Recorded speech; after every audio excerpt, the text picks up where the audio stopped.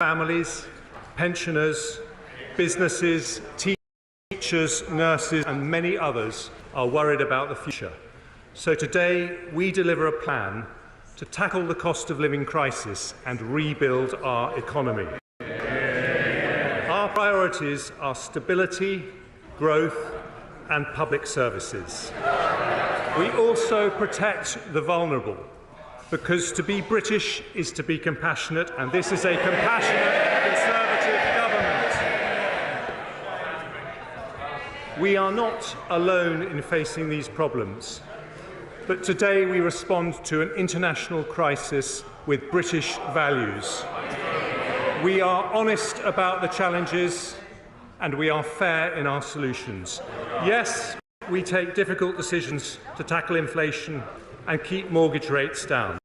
But our plan though leads to a shallower downturn, lower energy bills, higher growth and a stronger NHS nation system.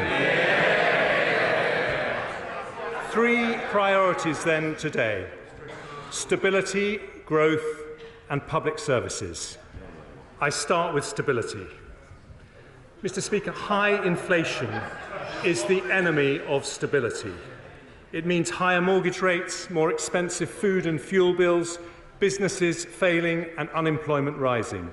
It erodes savings, causes industrial unrest and cuts funding for public services. It hurts the poorest the most and eats away at the trust upon which a strong society is built.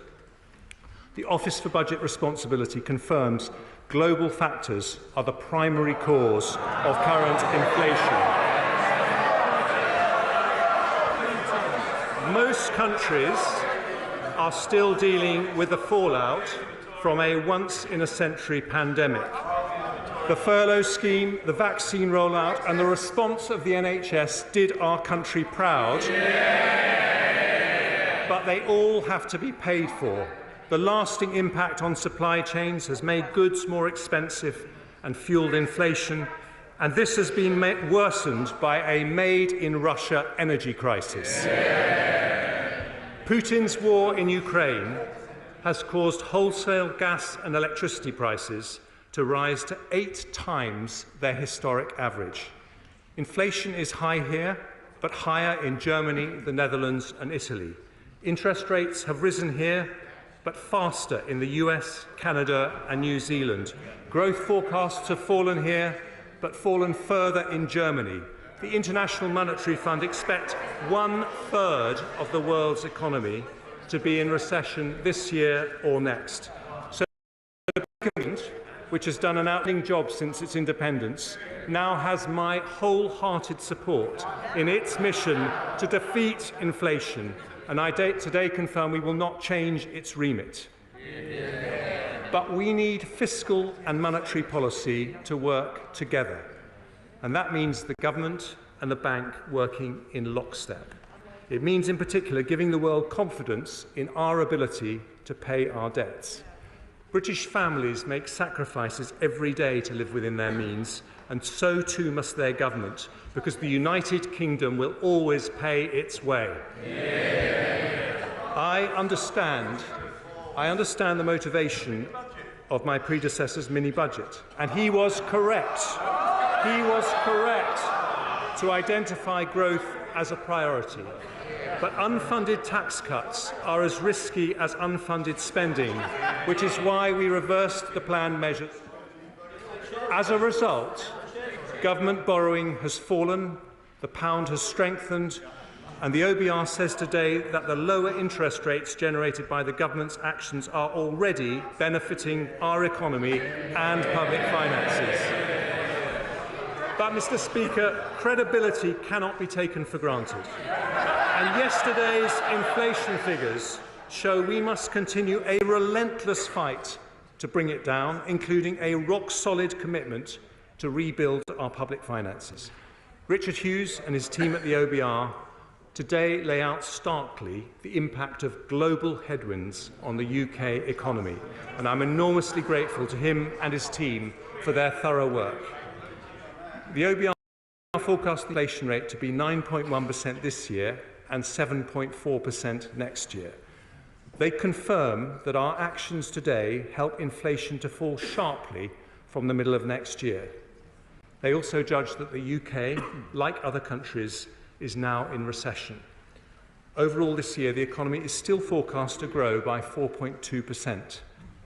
GDP then falls in 2023 by 1.4%, before rising by 1.3%, 2.6% and 2.7% in the following 3 years.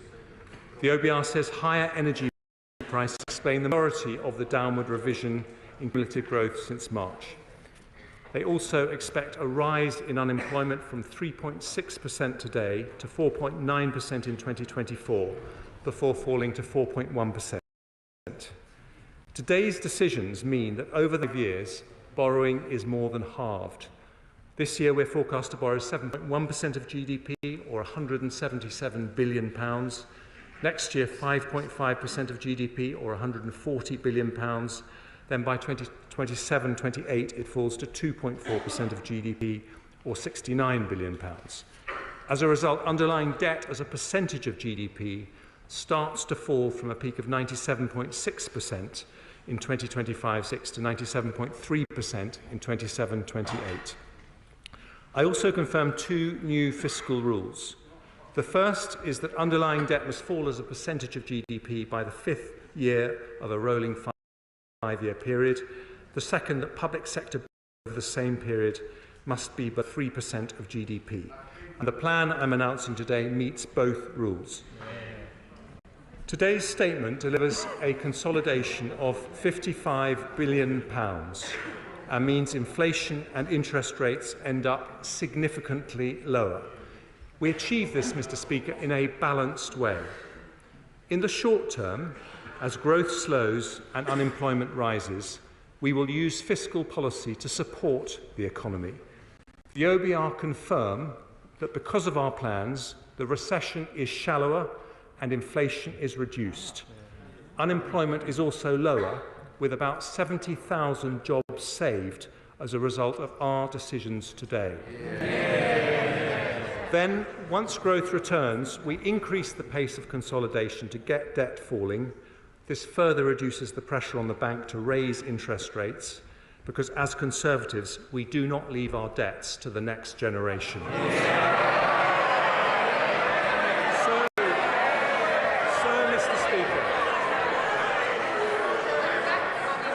So, Mr. Speaker, this is a balanced path to stability, tackling inflation to reduce the cost of living and protect pensioner savings whilst supporting the economy on a path to growth. But it means taking difficult decisions. Anyone who says there are easy answers is not being straight with the British people.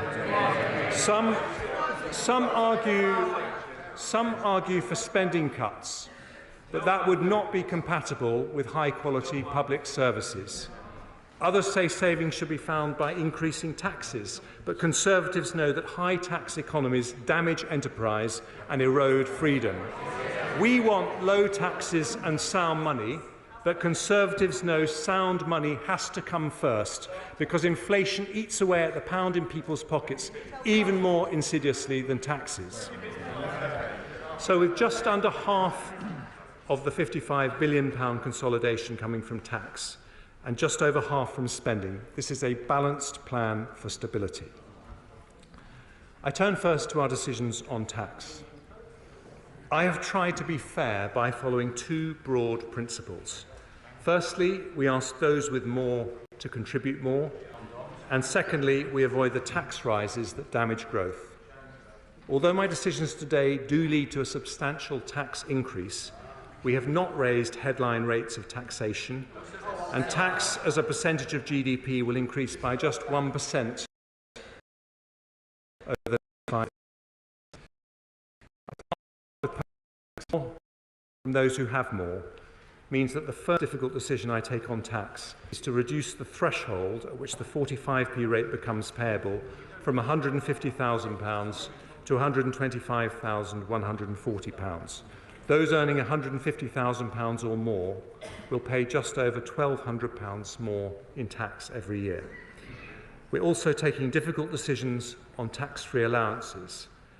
I'm maintaining at current levels the income tax personal allowance, higher rate threshold, main national insurance thresholds, and the inheritance tax thresholds for a further 2 years, taking us to April 2028. Even after that, we'll still have the most generous set of tax-free allowances of any G7 country. I'm also reforming allowances on unearned income. The dividend allowance will be cut from £2,000 to £1,000 next year and then to £500 from April 24. The annual exempt amount for capital gains tax will be cut from £12,300 to £6,000 next year and then £3,000 from April 24. These changes still leave us generous allowances than countries like Germany, Ireland, France and Canada. Because the OBR forecasts half of all new vehicles will be electric by 2025, to make our motoring tax system fairer, I've decided that from then, electric vehicles will no longer be exempt from vehicle excise duty. Company car tax rates will remain lower for electric vehicles, and I've listened to industry bodies and will limit rate increases to 1 percentage point a year for 3 years from 2025. The OBR expects housing activity to slow over the next 2 years, so the stamp duty cuts announced in the mini-budget will remain in place, but only until the 31st of March 2025. After that, I will sunset the measure, creating an incentive to support the housing market and the jobs associated with it by boosting transaction during the period the economy most needs it. I now turn to business taxes. While I've decided to freeze the employer's NICS threshold until April 2028, we will retain the employment allowance at its new higher level of £5,000. This means 40% of all businesses will pay no NICS at all. The VAT threshold is already more than twice as high as the EU and OECD averages. I will maintain it at that level until March 26. My right honourable friend, the Prime Minister, successfully negotiated a landmark international tax deal to make sure multinational corporations, including big tech companies, pay the right tax in the countries they operate. I will implement these reforms, making sure the UK gets our fair share. Yeah. Alongside further measures to tackle tax avoidance and evasion, this will raise an additional £2.8 billion by 27-28. I've also heard concerning reports of abuse and fraud in R&D tax relief for SMEs, so I've decided today to cut the deduction rate for the SME scheme to 86% and the credit rate to 10%, but increase the rate of the separate R&D expenditure credit from 13% to 20%. Despite raising revenue, the OBR have confirmed that these measures have no detrimental impact on the level of R&D investment in the economy. Ahead of the next budget, we'll work with industry to understand what further support R&D intensive SMEs may require. Next, windfall taxes. I have no objection to windfall taxes if they are genuinely about windfall profits caused by unexpected increases in energy prices. But I know the honourable members opposite are getting excited at the talk of windfall taxes. Can I just say that any such tax should be temporary, not deter investment, and recognise the cyclical nature of energy businesses.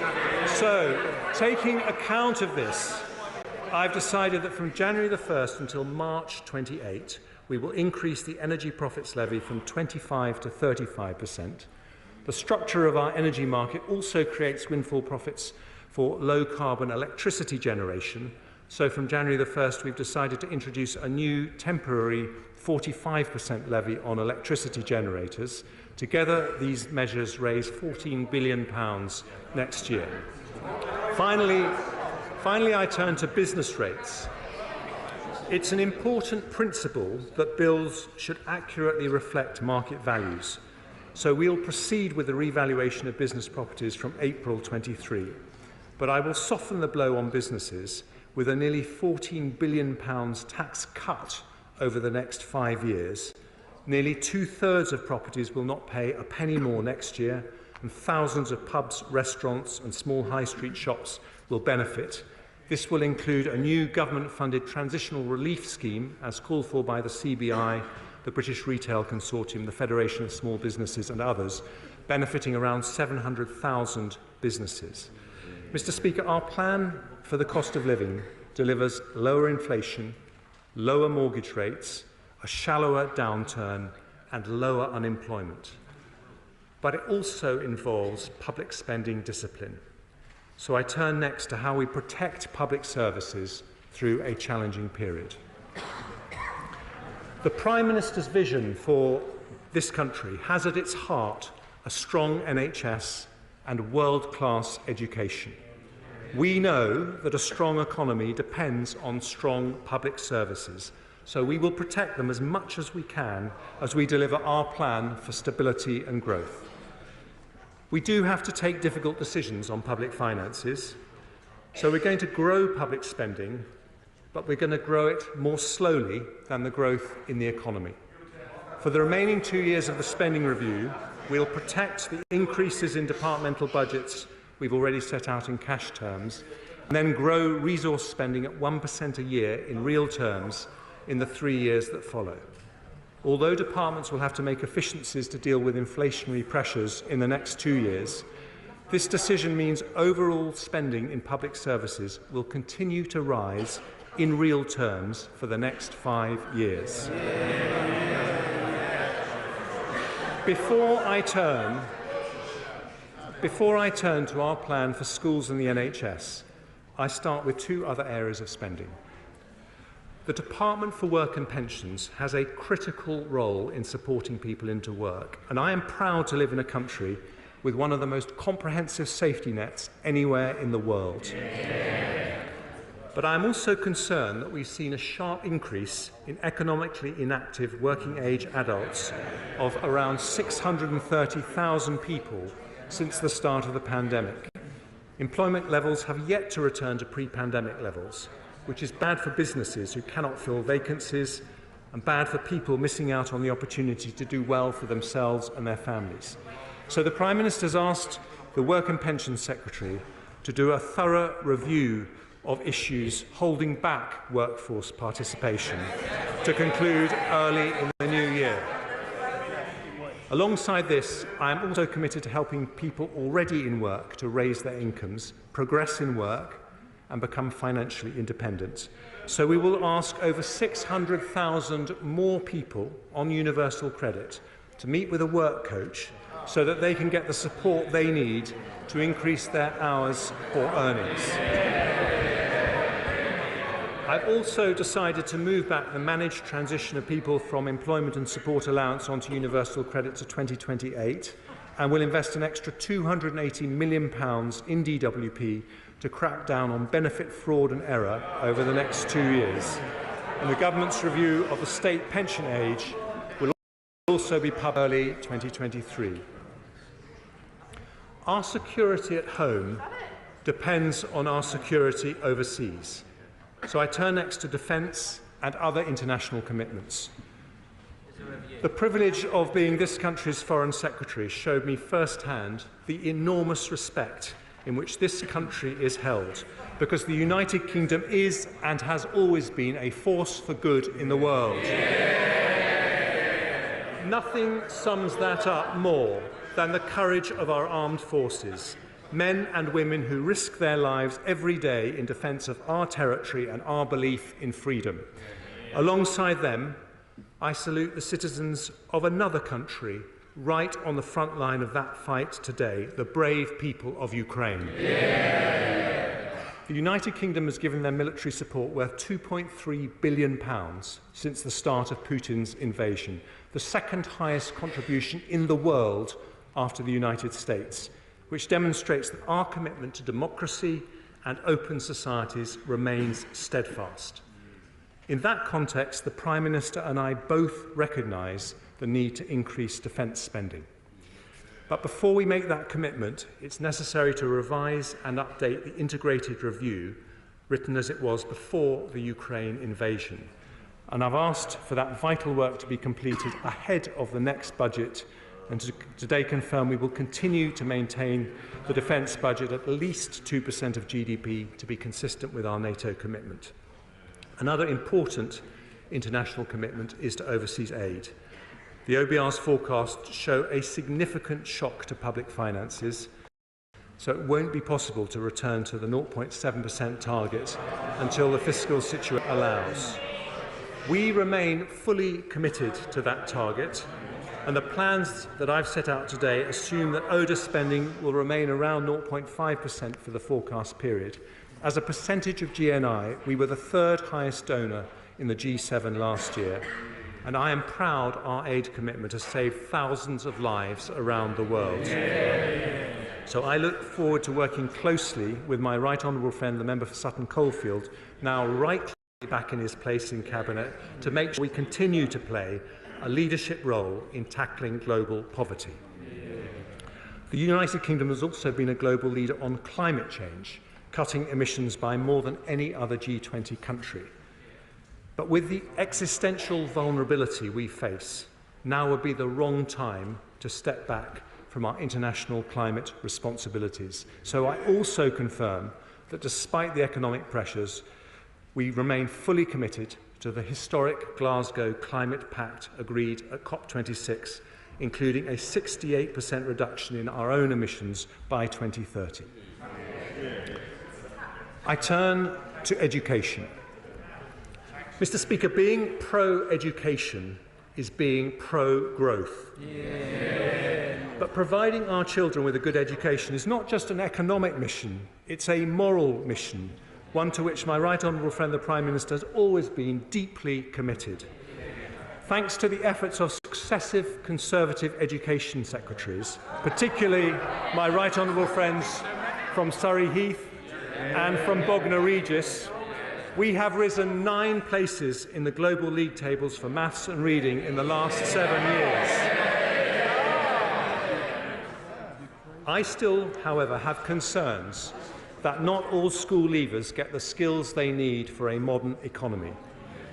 But for the first time ever, this country has a Conservative education secretary who left school at 16 to become an apprentice and knows firsthand why good skills matter. There are many important initiatives in place, but as Chancellor, I want to know the answer to one simple question. Will every young person leave the education system with the skills they would get in Japan, Germany or Switzerland? So I've appointed Sir Michael Barber to advise me and my right honourable friend, the Education Secretary, on the implementation of our skills reform programme. As we raise the skill levels of our school leavers, I want also to ensure that even in an economic crisis, the improvement in school standards continues to accelerate. Some have suggested putting VAT on independent school fees as a way of increasing core funding for schools, which would raise about £1.7 billion.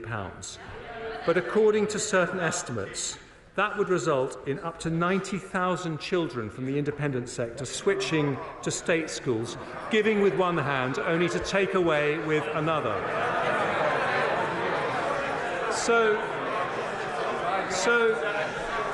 So instead of being ideological, I'm going to be practical.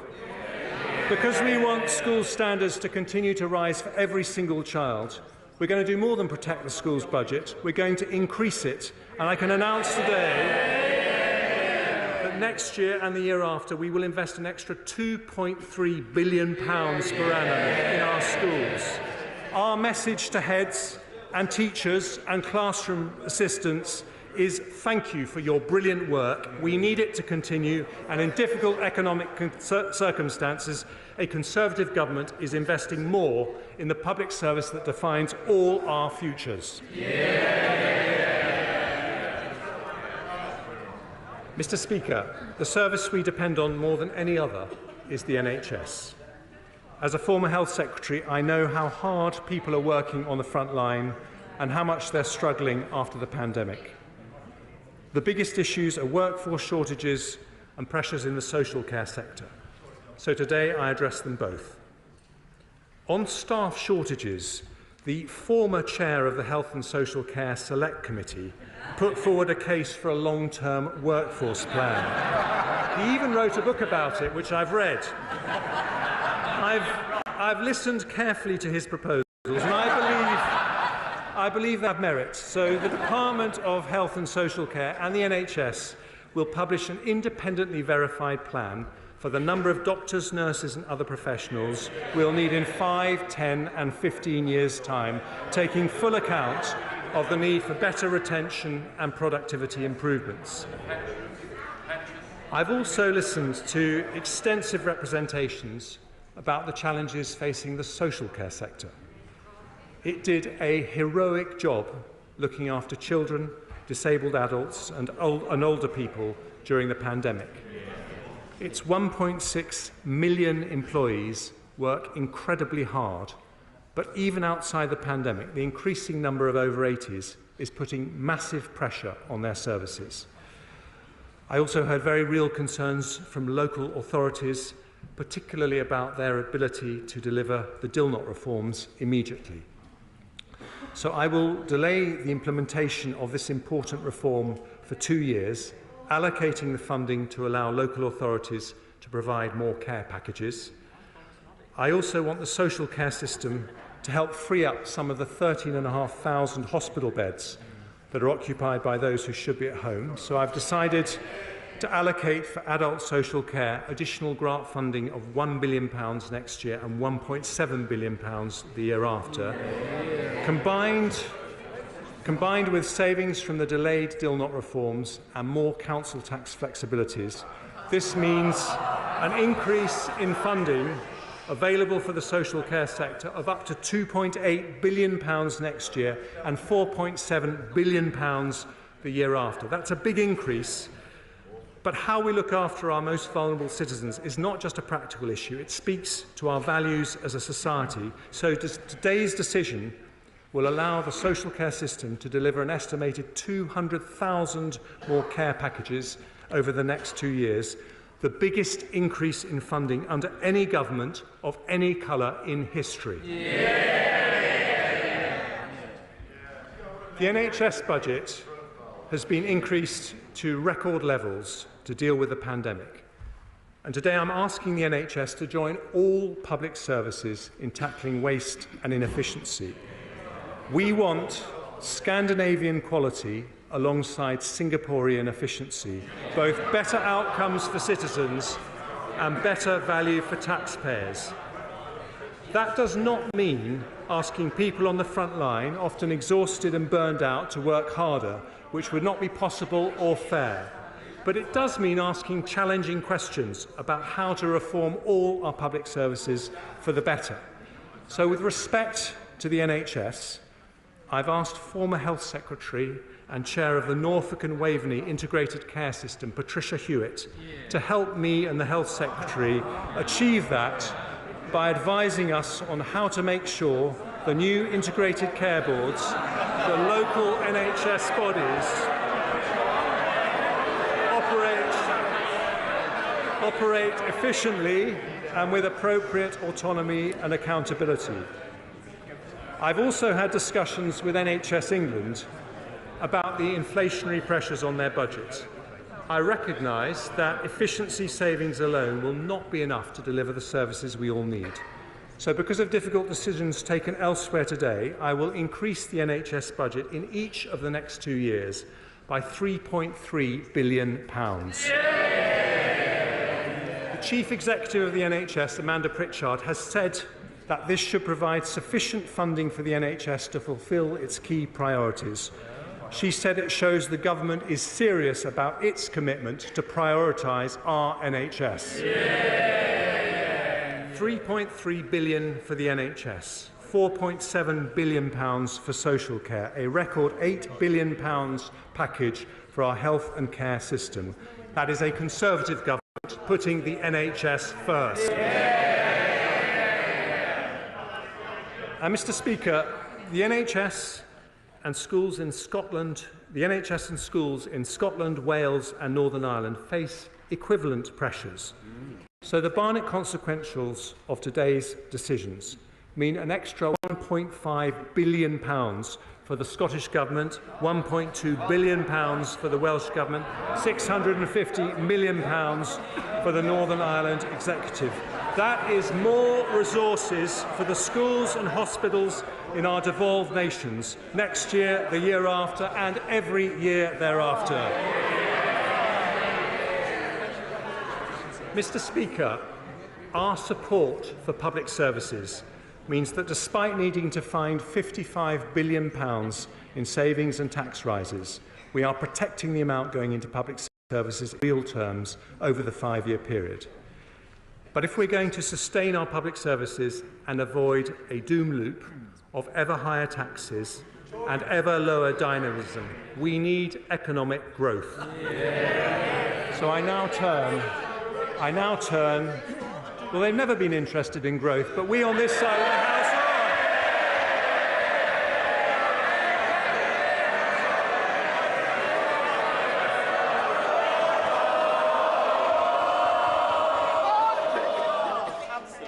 I want to get to the end of the budget statement like the rest of the people of this country.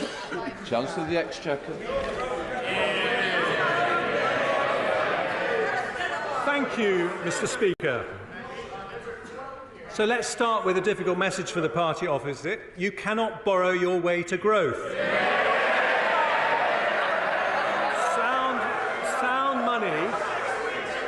Sound money is the rock. Sound money is the rock upon which long-term prosperity rests. But it isn't enough on its own.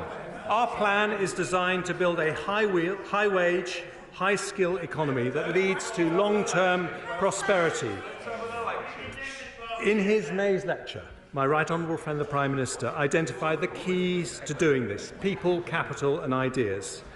Today's increase in the education budget demonstrates our commitment to people and skills. And I now outline 3 further growth priorities: energy, infrastructure and innovation. Cheap, low-carbon, reliable energy must sit at the heart of any modern economy. But Putin's weaponisation of international gas prices has helped drive the cost of our national energy consumption right up. This year we'll be spending an extra £150 billion on energy compared to pre-pandemic levels, equivalent to paying for an entire second NHS through our energy bills. In 2019, a third of global emissions came from energy supply. So unless we act radically to change our approach, we'll both bankrupt our economy and harm our planet. Over the long term, there's only one way to stop ourselves being at the mercy of international gas prices: energy independence combined with energy efficiency. Energy independence, so neither Putin nor anyone else can use energy to blackmail us, and energy efficiency to reduce demand and climate impact as much as possible. Now, Britain is a global leader in renewable energy. Last year, nearly 40% of our electricity came from offshore wind, solar and other renewables. Since 2010, our renewable energy production has grown faster than any other large country in Europe. But we need to go even further with a major acceleration of homegrown technologies like offshore wind, carbon capture and storage, and above all, nuclear. This will deliver new jobs, industries and export opportunities and secure the clean, affordable energy we need to power our future economy and reach net zero. So today I can announce the government will proceed with a new nuclear power plant at Sizewell soon. Subject to final government approvals, the contracts for the initial investment will be signed with relevant parties, including EDF, in the coming weeks. This will create 10,000 highly skilled jobs and provide reliable, low-carbon power to the equivalent of 6 million homes for 50 years. Our £700 million investment is the first state backing for a nuclear project in over 30 years and represents the biggest step in our journey to energy independence. But, Mr. Speaker, energy efficiency is just as important. So today we set our country a new national ambition. By 2030, we want to reduce energy consumption from buildings and industry by 15%. Reducing demand by this much means, in today's prices, a £28 billion saving from our national energy bill, or £450 off the average household bill. This must be a shared mission, with families and businesses playing their part, but so will the government play our part. In this Parliament, we're already planning to invest in energy efficiency a total of £0.6 billion. Today I'm announcing new funding from 2025 of a further £6 billion, doubling our annual investment to deliver this new national ambition. Our commitment to the British people is over time to remove the single biggest driver of inflation and volatility facing British businesses and consumers. So my right honourable friend, the Business and Energy Secretary, will publish further details on our energy independence plans and launch a new energy efficiency task force shortly. Mr. Speaker, if a modern economy needs secure, clean and affordable energy, it also needs good roads, rail, broadband and 5G infrastructure. Such connections matter because they allow wealth and opportunity to spread to every corner of the country. And that is why infrastructure is our second growth priority. Thanks to decisions by this Conservative government, right now workers right across the country are building or maintaining thousands of miles of roads and railways, installing mobile masts and broadband cables to connect the remotest parts of rural Britain, building and repairing hospitals and constructing new wind turbines in the North Sea. When looking for cuts, capital is sometimes seen as an easy option, but doing so limits not our budgets, but our future. So today I can announce that I'm not cutting a penny from our capital budgets in the next 2 years and maintaining them at that level in cash terms for the following 3 years. That means that although we're not growing our capital budget as planned, it will still increase from £63 billion 4 years ago to £114 billion next year, £115 billion the year after, and remain at that level, more than double what it was under the last Labour government.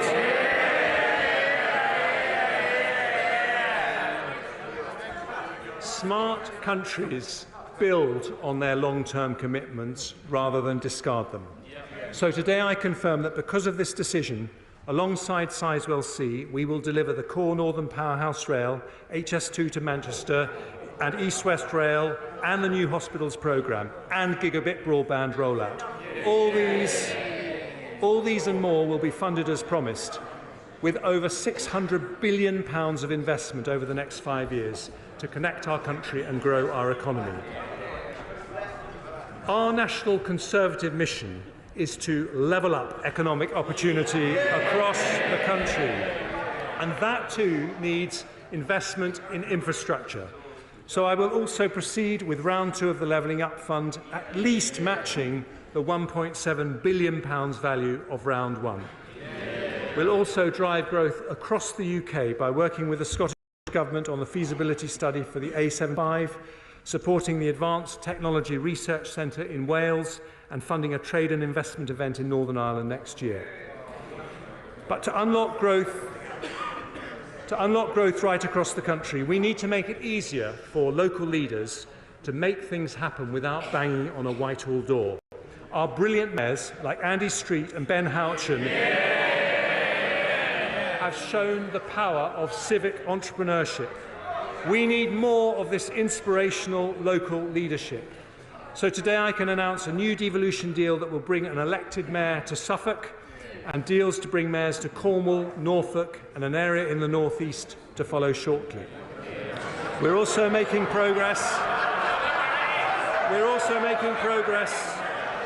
towards trailblazer devolution deals with the Greater Manchester Combined Authority and West Midlands Combined Authority, and soon over half of England will be covered by devolution deals. Taken together, that £600 billion investment in our future growth represents the largest investment in public works for 40 years. So our children and grandchildren can be confident that this Conservative government is investing in their future. Energy and infrastructure. And now our third growth priority, innovation. Mr. Speaker, we have a national genius for innovation. Britain is the land of Newton, Darwin, Fleming, Faraday, Franklin, Gilbert and Berners-Lee, the home of 3 of the world's top 10 universities, the country with the largest life science and technology sectors in Europe. Thanks to successive Conservative governments, we remain a science superpower. And I salute the work of the former Chancellor George Osborne, my right honourable friend from Tunbridge Wells, and my honourable friend the Science Minister and member for Mid Norfolk, for laying the vital foundations to make this possible. 21st century economies will be defined by new developments in artificial intelligence, quantum technologies and robotics. But we need to be better at turning world-class innovation into world-class companies. So as a former entrepreneur, and I had to get that in somewhere, I want to combine our technology and science brilliance with our formidable financial services to turn Britain into the world's next Silicon Valley. We learned from the success of Nigel Lawson's Big Bang in 1986 that smart regulatory reform can spur investment from all over the world. So today, using our Brexit freedoms, I confirm the next steps in our supply-side transformation. By the end of next year, we will decide and announce changes to EU regulations in our 5 growth industries: digital, life sciences, green industries, financial services and advanced manufacturing. And I've asked the Chief Scientific Officer, Sir Patrick Vallance, who did such a brilliant job in the pandemic, to lead our work on how to do this. The second lesson of Nigel Lawson's Big Bang is the most important driver of global success is not tax subsidies, but competition. So we will legislate to give the Digital Markets Unit new powers to challenge monopolies and increase the competitive pressure to innovate. To further spur competition, I've listened to requests from businesses, and today I'm removing import tariffs on over 100 goods used by UK businesses in their production processes, from car seat parts to bicycle frames. I'll also change our approach to investment zones, which will now focus on leveraging our research strengths by being centred on universities in left-behind areas to help build clusters for our new growth industries. My right honourable friend, the Levelling Up Secretary, will work with mayors, devolved administrations and local partners to achieve this, with the first decisions announced ahead of the spring budget. I've heard some speculation that we might cut the research and development budget today, but I believe that would be a profound mistake. In our 2017 manifesto, we announced a target to invest 2.4% of our GDP in R&D, and the latest ONS data suggests the UK is close to meeting that target.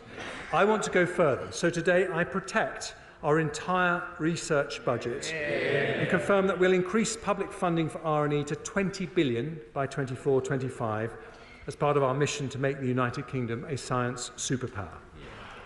And finally, Nigel Lawson's Big Bang inspires us today, but nearly 40 years on, we must stay true to its mission to make the UK the world's most innovative and competitive global financial centre.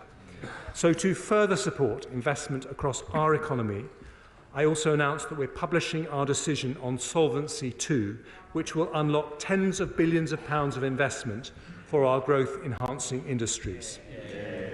3 priorities for growth: energy security, investment in infrastructure, and a plan to turn the United Kingdom into the world's next Silicon Valley, transforming British intellectual genius into British commercial success. But alongside British genius, we must remember another great national quality: British compassion. So this final part of our plan protects the most vulnerable, and it's to that I now turn.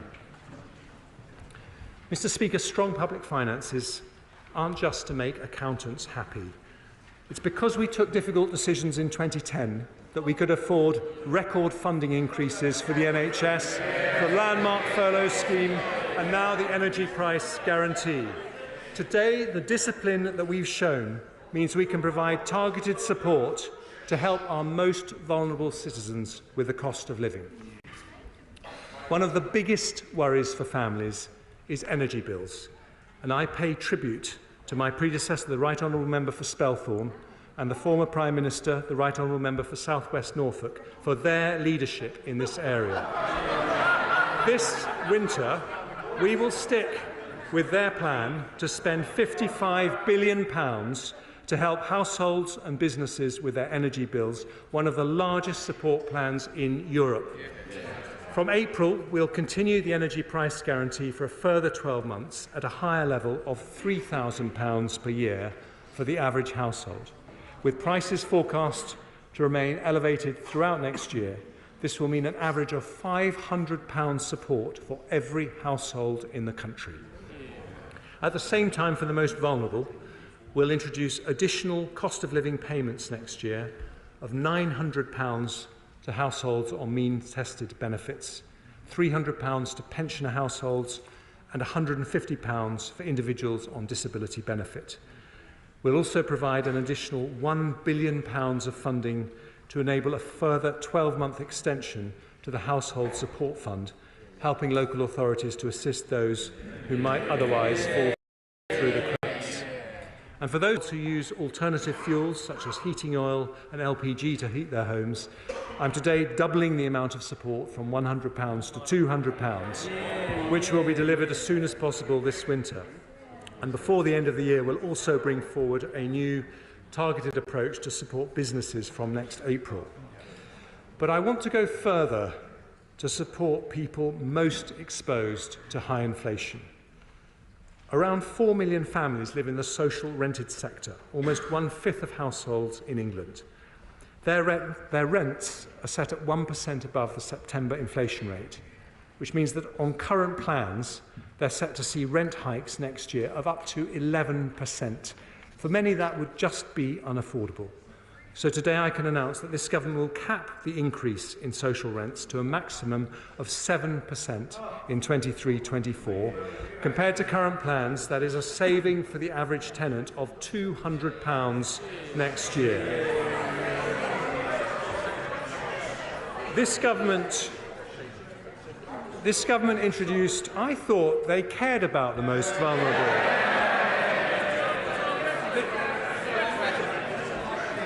This government introduced the national living wage, which has been a giant step in eliminating low pay. So today I'm accepting the recommendation of the Low Pay Commission to increase it next year by 9.7%. That means from April 23, the hourly rate will be £10.42, which represents an annual pay rise worth over £1,600 to a full-time worker. It's expected to benefit over 2 million of the lowest paid workers in our country and keeps us on track for our target to reach 2/3 of median earnings by 2024. And it is the largest increase in the UK's national living wage ever. Mr. Speaker, there have also been some representations to keep the uplift to working age and disability benefits below the level of inflation, given the financial constraints we face. But that would not be consistent with our commitment to protect the most vulnerable. So today I also commit to uprate such benefits by inflation with an increase of 10.1%. That is an expensive commitment costing £11 billion, but it means 10 million working age families will see a much needed increase next year to our priorities as a government and our priorities as a nation. On average, a family on universal credit will benefit next year by around £600, and to increase the number of households who can benefit from this decision, I'll also exceptionally increase the benefit cap with inflation next year. Finally, Mr. Speaker, I've talked a lot about British values of compassion, hard work, dignity, fairness. There is no more British value than our commitment to protect and honour those who built the country we live in. Yeah. So to support the poorest pensioners, I've decided to increase the pension credit by 1%, which is worth up to £1,470 for a couple and £960 for a single pensioner in our most vulnerable households. But the cost of living crisis is harming not just our poorest pensioners, but all pensioners. So because we've taken difficult decisions elsewhere today, I can also announce that we will fulfil our pledge to the country to protect the pensions triple lock.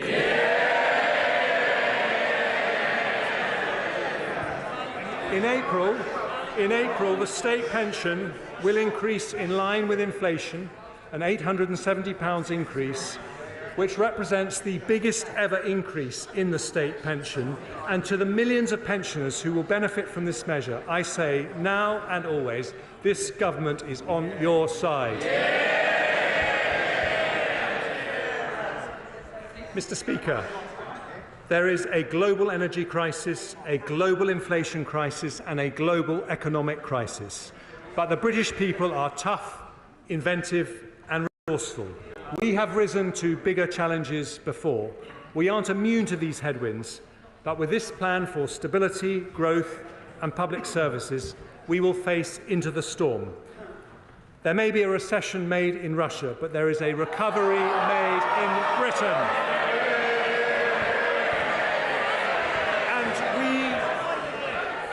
And we commit to our plan today with British resilience and British compassion. Because of the difficult decisions we take today, we strengthen our public finances, bring down inflation, protect jobs. We build the first state-backed nuclear power station for 30 years. We continue the biggest programme of capital investment for 40 years. We protect standards in schools, cut NHS waiting times, fund social care, cap energy bills, support those on benefits. We protect workers with the biggest ever increase in the national living wage, and our pensioners on the triple lock with the biggest ever increase in the state pension. This is a balanced plan for stability, a plan for growth, and a plan for public services. It shows that you don't need to choose either a strong economy or good public services. With Conservatives, and only with Conservatives, you get both. And I commend this statement to the House.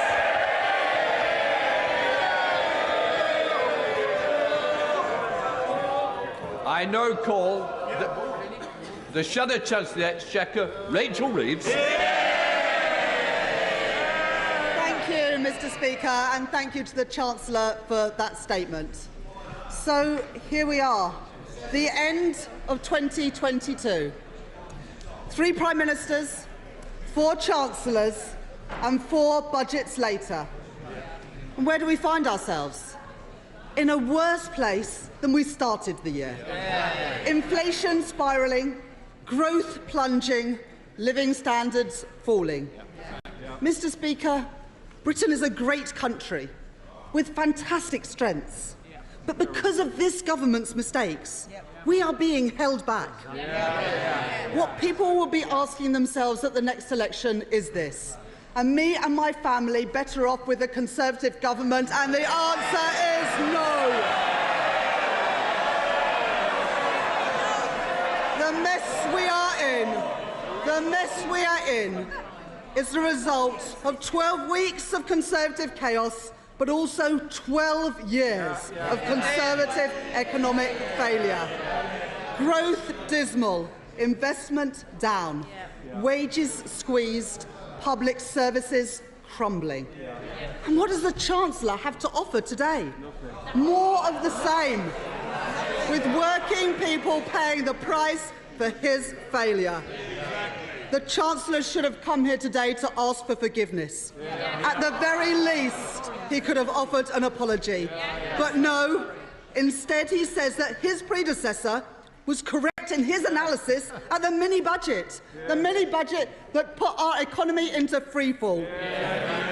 All the country got today was an invoice for the economic carnage that this government has created. Never again can the Conservatives be seen as the party of economic competence. Now, it's been clear for weeks what they wanted to do. Step one, blame global factors. Step two, pretend the mini-budget has nothing to do with any of them. Step three, portray the Chancellor and Prime Minister as the people who can clear up the mess of their party's own making. And step four, attempt to lay some so-called traps for the Labour Party.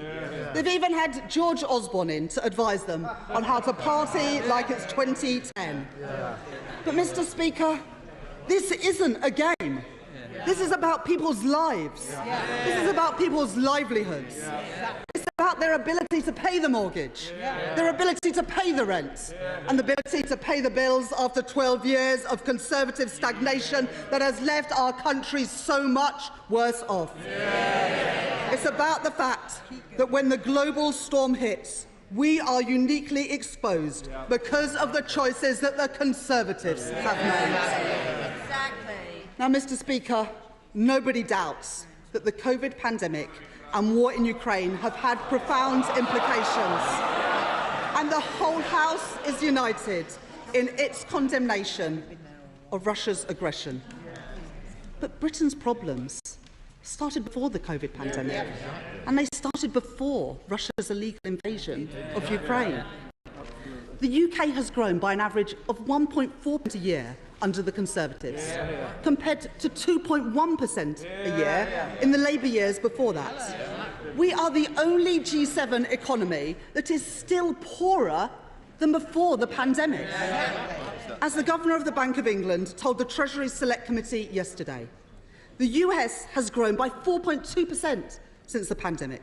The GDP of Eurozone countries is 2.1% higher, and yet the UK is 0.7% smaller than at the start of the pandemic.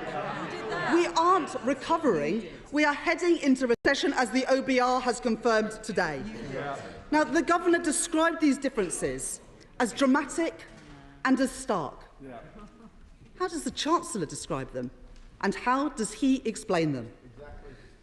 This is the price of a decade of Tory choices and economic failure, and it is set to continue, with the IMF forecasting that out of the 38 most industrialised economies, the UK will have the slowest growth of any of them in the next 2 years.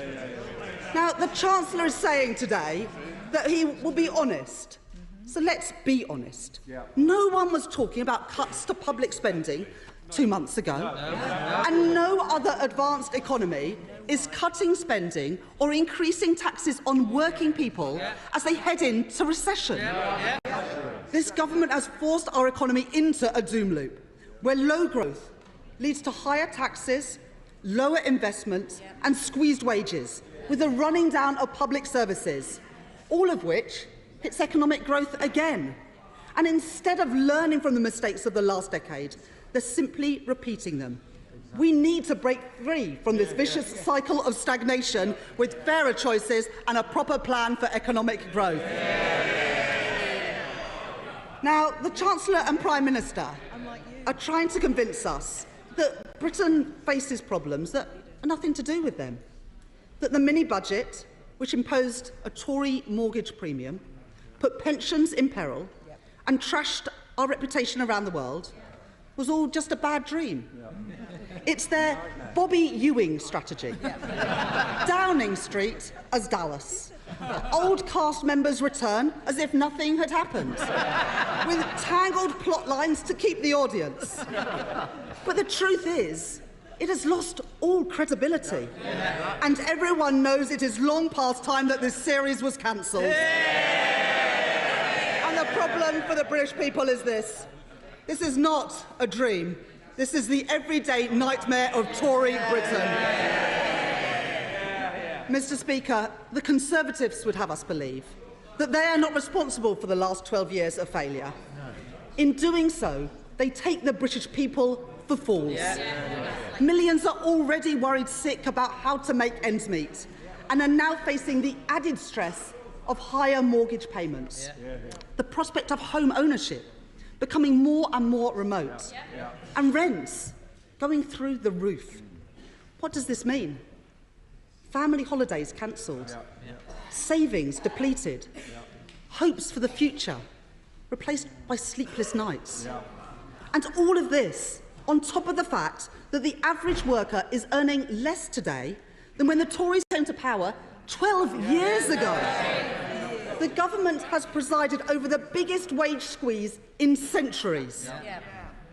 This was a crisis made in Downing Street, and it is ordinary working people who are paying the price. Now, Mr. Speaker, as I was coming into Westminster today, I read a timely warning from the police about pickpockets in the area. They warn, you may have an idea of what a pickpocket looks like, but they're far less likely to stand out in a crowd than you think. They may work in teams to try and distract the target. And one of their tactics is where a thief will appear to be over-friendly while pickpocketing you. Now, I must report that in the last hour, the Conservatives have picked the pockets of purses and wallets of the entire country as the Chancellor has deployed a raft of stealth taxes, taking billions of pounds from ordinary working people. A Conservative double whammy that sees frozen tax thresholds and double-digit inflation erode the real value of people's wages. Just one of those freezes in the personal allowance will cost an average earner more than £600, make it even harder to make ends meet. At the same time, the government is forcing local councils to put up council tax. Now, the Chancellor seems to have confirmed today a council tax bombshell worth £100 for a typical Band D property, taking their council tax above £2,000 for the first time. Local people, including those with Conservative councils, will be forced to pay more because of the destruction that the Conservatives have wreaked on our economy. And this at a time when councils are already in dire straits because of cuts by Conservative governments. Now, they probably sat around the tables in Downing Street thinking that this was some clever trick. But no one is to blame except the government that's been in power for 12 years, not local authorities, but this Tory government. More taxes, more inflation, higher mortgages. And instead of tricks and stealth taxes, why don't they have a proper economic plan for Britain that puts working people at their heart?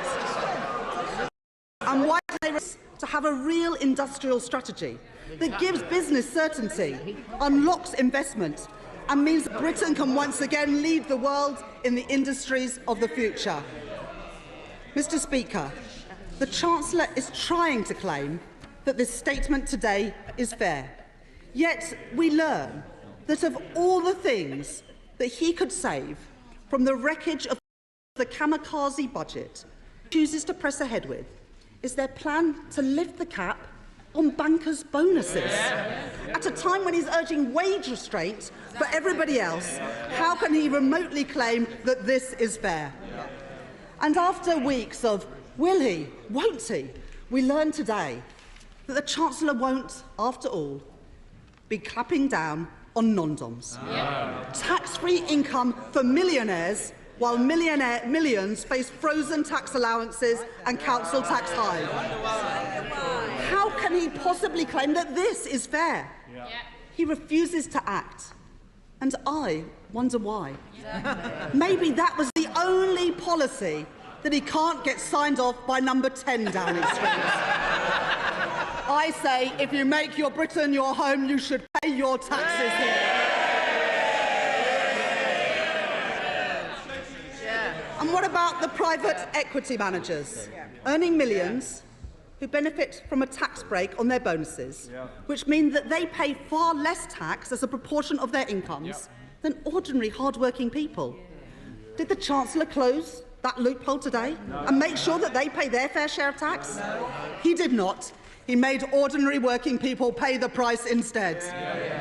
Because, Mr. Speaker, time and time again, we've seen how quick the Conservatives are to raise taxes on working people. Now, the Chancellor has even compared himself to Scrooge. He's asking working people to take the hit, with less money in their pockets in the run-up to Christmas, but also for years to come. But if you're a banker, a non-dom, or a private equity manager, don't worry. Scrooge hasn't cancelled your Christmas. And that's before we even get onto the energy giants. After months of resistance, well, the Honourable Lady says from a sedentary what about taxes? Well, the non-doms don't pay taxes. That is the whole point, and that is why the Chancellor should have closed that loophole today. And this is before we even get on to the energy giants. Really? They don't pay taxes. And that's before we even get on to the energy giants. After months of resistance from this Prime Minister, the government has finally been dragged kicking and screaming to extend the windfall tax that Labour have been calling for since January. Yet they still leave billions of pounds on the table. Profits that are the windfalls of war. Because they have failed to close a huge loophole that they created that hands out massive tax breaks to those oil and gas giants for doing the things that they were going to do anyway. For those wondering why, some energy giants have paid no windfall tax in the last quarter, despite record profits and eye-watering bills for consumers. The answer is the decisions that this Prime Minister made when he was Chancellor, confirmed by the current Chancellor, lets the energy giants off the hook once again. Mr. Speaker, the government has announced plans for energy bills next year, but bill payers will still see prices go up next spring, leaving far too many people wondering how they'll make ends meet. For every pound of windfall tax left on the table, people are faced with higher prices on their bills. And the Tories' failure on energy goes back much further. They closed down gas storage, blocked onshore wind and solar, and slashed support for home insulation. Now, today the Chancellor says that he will act on energy efficiency, but I'm afraid it's all far too late. We called for the insulation of 2 million homes a year more than 12 months ago that could cut bills by £1,000, not just for 1 year, but for every year to come. And they did nothing. Insulation levels in 2021 were 20 times lower than in 2010 because of their neglect. And now he proposes a package, but we have to wait until 2025 for them to act. Why? When people are facing a bills crisis now, years and years will have gone by while he sits back, millions of families could have been helped, and they have not been. And still they block renewable power, like onshore wind, that could bring energy bills down, create good jobs in all parts of the country, and ensure that Britain can lead the way in the industries of the future.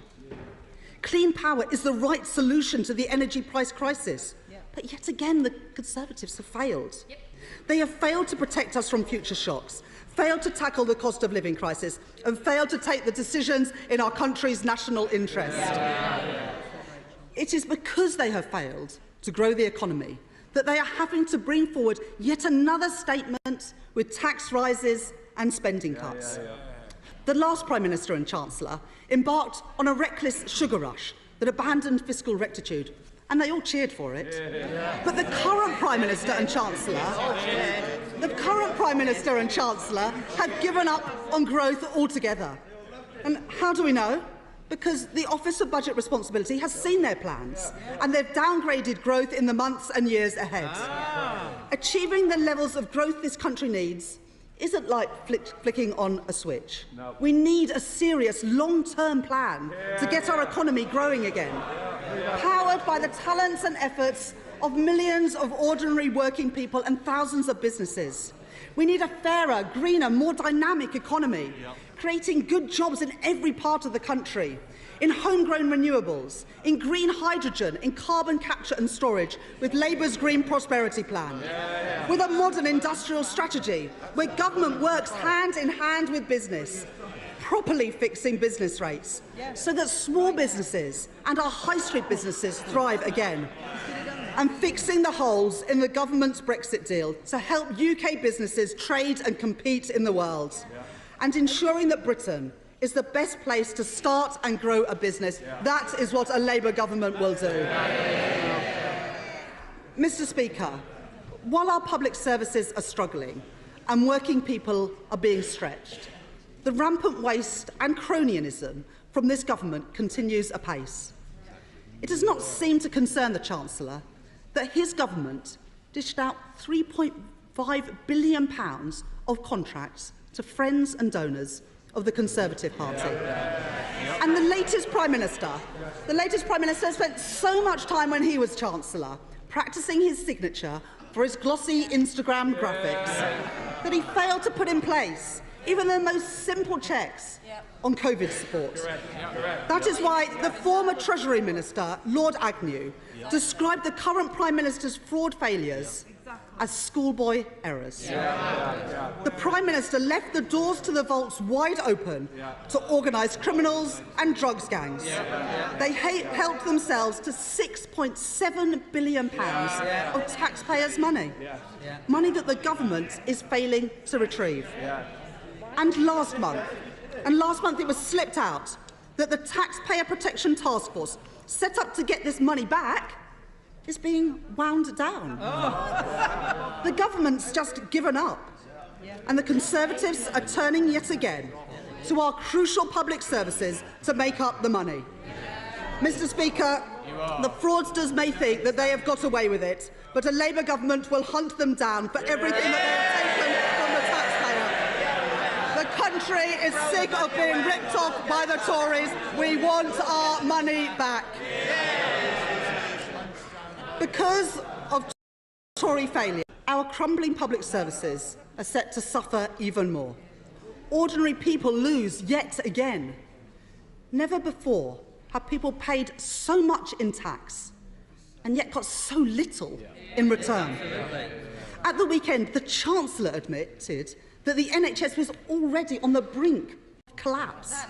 With 7 million people on NHS waiting lists, how much longer will that list get? 3 in 10 people are leaving education without GCSE English and maths. What will this do to our society and our future economy? And why do the Tories have an ideological objection to putting VAT on school fees, which the Chancellor himself admits will raise £1.7 billion? By their actions, it is clear the government does not value our public services or the contribution of those working in them. And what do we hear today? Reviews on schools and the NHS workforce, on social care and on waste. But what we need is action. The time for delivery is now, not time for more reviews. And now we hear from the Chancellor, who had previously said that one of his biggest regrets as Health Secretary was failing to fix social care. And today he has further delayed the government's much-promised social care cap. This is yet another broken promise after 12 years of Tory failure on social care. The Tories have trashed our public services, and the statement today is proof that they are doing nothing to turn that around. Mr. Speaker, the Conservatives have crushed our economy, given up on growth, and sent inflation through the roof. And as usual, it is ordinary working people who are paying the price. It is a familiar tune. Every mortgage they raise, every cut they make, every tax they hike, the Conservatives are costing you. And what have we heard today? Yet more excuses and unfair choices. They have failed to tackle the cost of living crisis. They have failed to show how they will fix our public services. They have failed to show how they will deliver growth. And they have no plan for the future of our country. And everything we have heard today, and after 12 long years of Tory failure, the conclusion that we must come to is that Britain can no longer afford a Conservative government.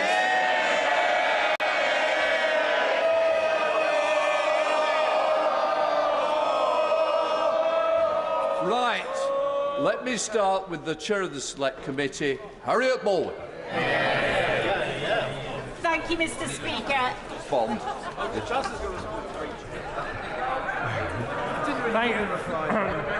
Thank you, Mr. Speaker. Today we've announced tax rises and spending cuts of £55 billion. We can debate the reasons, but to govern is to choose. And she didn't answer the simplest of questions. Does she need for a package of this size to bring down inflation? If Labour can't answer, they are not fit to govern. She says it's the government's fault. But with a made-in-Russia recession, a once-in-a-century pandemic, higher inflation in Europe, bigger cuts to growth in Germany, bigger interest rate hikes in America, to blame this on a mini-budget that was cancelled in 3 weeks is just not credible. Nor, Mr. Speaker, are her facts right. She said the government is making the recession worse. Well, today, the Independent Office for Budget Responsibility says we are making it shallower, saving 70,000 jobs. She says this is austerity 2.0, but in the 2010 Parliament, spending fell about 3% a year.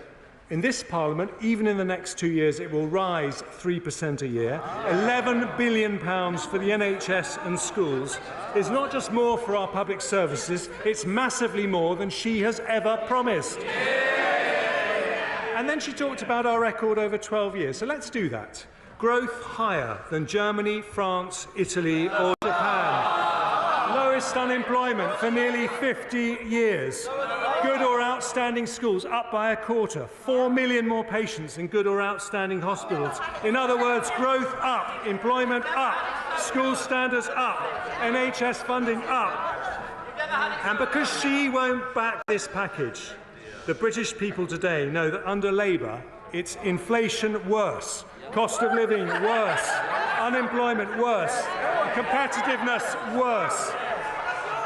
If we want stability, growth and funding for public services, the choice is plan or no plan. We have a plan. Where's hers?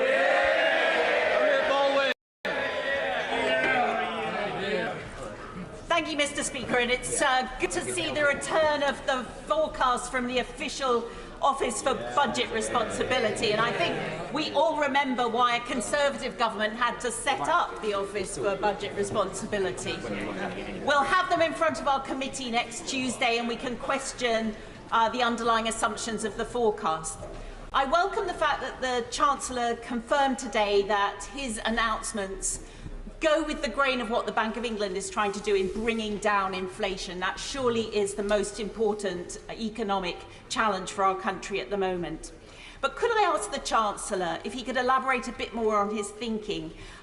He's tasked the Work and Pensions Secretary with helping those back into work who have left the workforce. And he's announced very welcome support for those on the welfare system of £900 next year. Can he talk us through his thinking in terms of some of those cliff edges and incentives to work?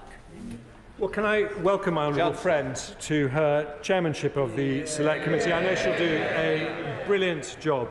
And she makes a very important point. First of all, it is essential that we work hand in glove with the Bank of England to bring down inflation. And today the OBR confirmed that inflation is lower because of the decisions that we take. And she's absolutely right to focus on the worrying increase in the economically inactive. That is not just causing supply chain problems for businesses, but it's also driving inflation. And that's why we're lucky we've got an excellent Work and Pensions Secretary who is going to make this his top priority in the work that he's doing for the Prime Minister, and he will bring his conclusions to this House as soon as possible. SNP spokesperson Alison Foos. Thank you, Mr. Speaker. The current Chancellor comes here today as the 7th Chancellor in 7 years, a mere 55 days after the last Chancellor came to this House to present his chaotic mini-budget. His predecessor managed to crash the economy in 26 minutes, but this Chancellor has spent the past 53 minutes trying to patch up those mistakes. The reality is that we will be all living with the disastrous consequences of Trussonomics for some time to come.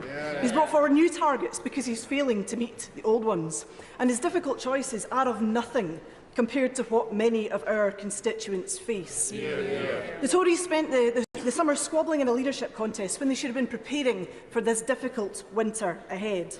And now the UK is £30 billion worse off because of the incompetence of the Conservative Party. Scotland is paying a heavy price indeed for being in this union. And now the Tories attempting to cut their way out of a recession. It will not work. Public workers deserve a proper pay rise to face the cost of living crisis the Tories have created. And the Scottish Government doesn't have the flexibility this Chancellor has to borrow or to make changes in year. Their existing budgets have already been squeezed and reprioritised, and there is nothing left to cut. Now, the Chancellor says that Scotland will get £1.5 billion in Barnett consequentials, but yet the Scottish Government budget is worth £1.7 billion less than when it was introduced last December. So Scotland is being shortchanged yet again. So will he listen carefully to what John Swinney has actually asked for and provide the funding that Scotland deserves? The Chancellor is proposing fiscal tightening on a scale not seen since George Osborne, and we are still living with the very real consequences of those poverty-inducing policies. The two-child limit, the rape clause, the brutal benefit sanctions. Glasgow Centre for Population Health have been clear that the previous round of Tory austerity caused 330,000 excess deaths. More of the same from this Chancellor is a price society cannot afford. Restoring the triple lock and uprating benefits by inflation is not some victory to be celebrated, but Bernardos have described it as a minimum first step. And the rate of inflation announced by the Chancellor is not the actual rate of inflation now, nor perhaps will it be the rate of inflation by the time this comes into force. They are not keeping step with the cost of living again. Any compassionate government with an ounce of humanity would not have to be dragged here to make such a decision. He talks about uprating the benefit cap. He should scrap the benefit cap. In Scotland, we've introduced the groundbreaking Scottish Child Payment and increased it to £25 per child per week, now available up to the age of 16. There's no two-child limit in Scotland because we value every child and want them all to have the best future. Will he commit to the same? The Chancellor mentioned nothing in his statement for those struggling on no recourse to public funds. Nothing either for asylum seekers trying to survive on just £40 a week. Will he increase that support, or better yet, will he allow them to work and to contribute, as so many want to do? Inflation is running at a 41-year high at 11.1%. For those in lower-income households, the Resolution Foundation says that this is 12.5%, as more of their income goes on the essentials. The price of food is up 16.4% in a year. The very basics like bread and milk and pasta all increasing and squeezing household budgets. Combined with the soaring cost of energy, households are finding it impossible to make ends meet. Cornwall Insight have estimated that the energy price cap next year may come in at an eye-watering £3,702. And I appreciate what he has said on energy support, but his energy support package must be wider and deeper. It must lift those who are stuck in prepayment meters and make sure that they can turn the heating on. Will he listen to National Energy Action, who are calling for a targeted energy price guarantee similar to a social tariff set at £1,500 annually until October 2024? They say all households and mean-tested disability benefits, those in receipt of attendance allowance and carers allowance, it should be going to people who are living in less than two-thirds of the medium household income and targeted to people living in areas of multiple deprivation. We all know that energy bills are not going to be reducing anytime soon, and the Chancellor must ensure that people get the help that they need to stay safe and warm. Insulation schemes should have happened already. The UK Government cut dramatically back on schemes while the Scottish Government invested. Over 100,000 homes in Scotland have been made more energy efficient, while the UK Government have ignored the problem. And now they say today, wait until 2025. It's not even jam tomorrow, it's huddle under a blanket for 3 years until we get to you. It's absolutely ludicrous. Will he consider not a cap but a rent freeze, as the Scottish Government have done to help renters? For those who are struggling with their mortgages, will the Chancellor do all he can to encourage banks to support their customers? And will he fix and expand the restrictive support for mortgage interest scheme to make it more accessible to those who need it? Mr Speaker, there is little in this budget, in this statement, to give hope to businesses. Many who managed to survive through the pandemic are now really struggling to keep going. Increased labour and energy costs, supply chain difficulties, the crash in the pound have all made a difficult situation so much worse. I have raised many times in this place the impossibly high contracts companies are having to sign for their energy bills right now, and he was not at all clear with them how he expects them to keep going once the reprieve finishes in the spring. They cannot wait any longer for answers in this, because for too many it will be too much. We know insolvencies are already on the rise, and with companies going bust, rising unemployment will inevitably follow. And we know that recession has a bigger impact on younger workers. And when we look in his statement today, what we see is the minimum wage rates still lagging behind for younger workers being discriminated against on the basis of their age. It continues to be unacceptable. There was nothing here in his statement about carbon capture and storage in the north east of Scotland. Why not? There was a 45% hike on electricity generators, more than oil and gas, which will hammer Scotland's renewable sector. Mr Speaker, I'd also like to give the Chancellor some opportunities to bring some into the UK government coffers. The LSE say that ending the non-dom status could bring £3.2 billion in additional tax. Taxing dividends at the same rate as income from work would stand to raise over £6 billion a year. Mr Speaker, for some time now, big companies have been engaging in significant share buybacks. Oil and gas, financial services and other companies are using share buybacks because their mega profits are more than they know what to do with. They aren't being invested in new development, they're simply being creamed off. It's estimated that FTSE 100 firms are now due to return £55.5 billion to their shareholders via share buybacks this year. The IPPR estimate that a one-off 25% windfall tax on share buybacks of FTSE-listed companies could raise £11 billion in a single year as a one-off windfall tax. And even if companies are discouraged from buying back shares under this scheme, this would then lead to higher reinvestment in development rather than in profits. So why would the Chancellor pass up such an economic opportunity? The Chancellor should also grow the tax base by increasing immigration and improving the lot who have already done us the significant honour to live, work and study in our communities. We should thank them, not tell them that they are not welcome. It's beyond time that the UK has a sensible grown-up conversation about